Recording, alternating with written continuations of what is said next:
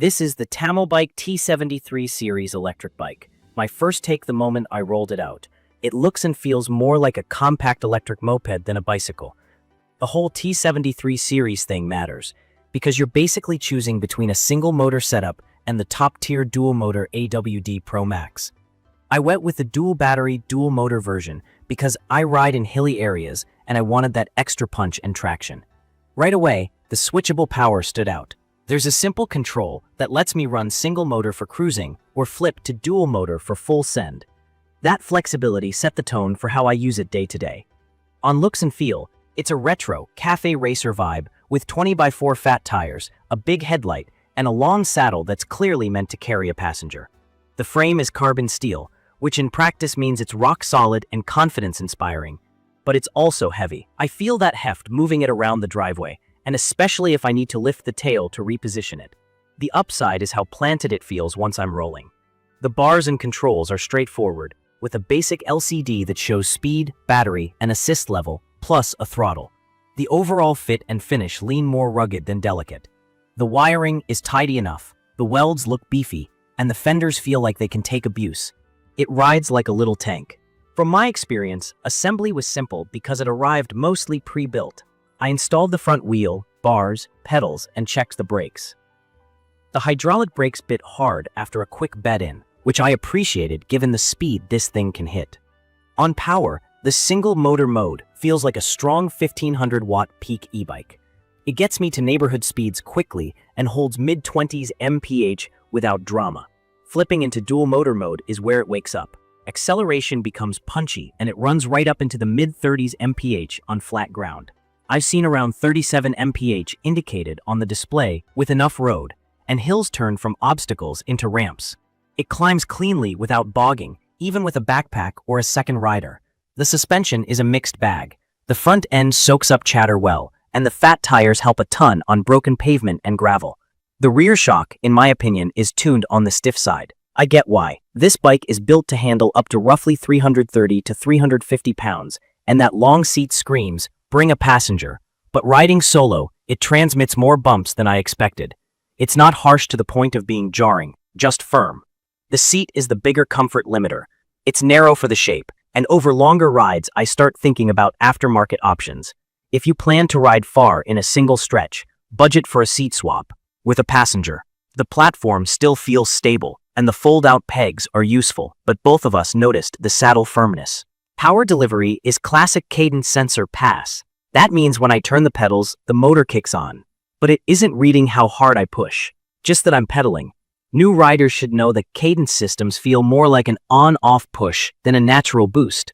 I mostly use pass 3 to 5 around town and lean on the throttle when I want to burst. The 7-speed drivetrain is there when I need to spin up or ease the legs at higher speeds.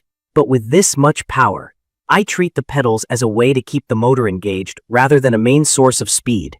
Range is where expectations need to be set. The marketing claims big numbers with the dual batteries. From my experience, riding at real-life speeds with mixed pass and frequent throttle, I've been getting around 30 to 35 miles before the power noticeably sags. Doing throttle-only tests, I see about 31 miles before it drops off hard. If I baby it in a lower assist and keep speeds modest, I can stretch it farther, but not anywhere near the most optimistic claims. The good part is the battery management is smart enough to pull from the stronger pack first, and both packs are removable, so charging indoors is easy. I typically plug in after a few days of short rides. A full charge takes most of a workday evening. Braking and control are dialed for the weight and speed. The hydraulic discs bite consistently even in wet conditions.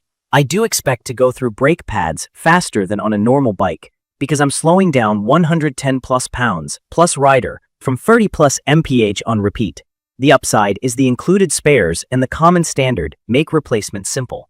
The tires are fat and grippy, and they roll over grass, sand, and beat up city streets without flinching.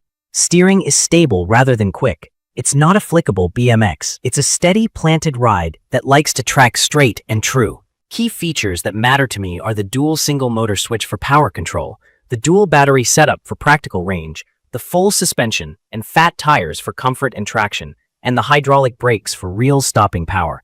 The app is basic but useful for checking ride stats. I mostly live on the bike's display while riding. I also like the passenger-ready setup with the longer saddle and foot pegs, utility-wise. It handles grocery runs and short two-up trips well. The included accessories, like a lock and the little extras, make it feel ready out of the box. It's perfect for anyone who wants moped-style speed and torque without going the motorcycle route, especially if you ride mixed surfaces and deal with steep hills. It shines as a short to medium-range daily ride with the option to bring a friend, and it feels sturdy enough to take a beating. I wouldn't choose it if I had to carry it upstairs or lift it into a car often. The weight is real. I also wouldn't call it a long-range touring bike unless you're okay riding slow in low assist. In my opinion, the platform puts power and utility first, comfort second. A better saddle and some suspension tuning transform the experience. From my experience, the few quirks are worth flagging. The seat is my only must-change part for longer rides. The rear suspension will feel firm to lighter riders.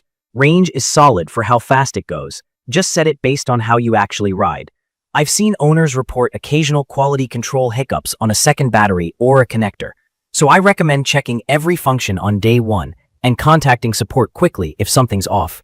The good news is, parts are standard and easy to source, and the brand support was responsive when I needed answers. I'd recommend this for riders who want serious acceleration, live around hills, or plan to carry a passenger. If you're heavier, or you haul cargo, or you just like the idea of all-wheel drive traction on loose stuff, the Pro Max trim makes a lot of sense.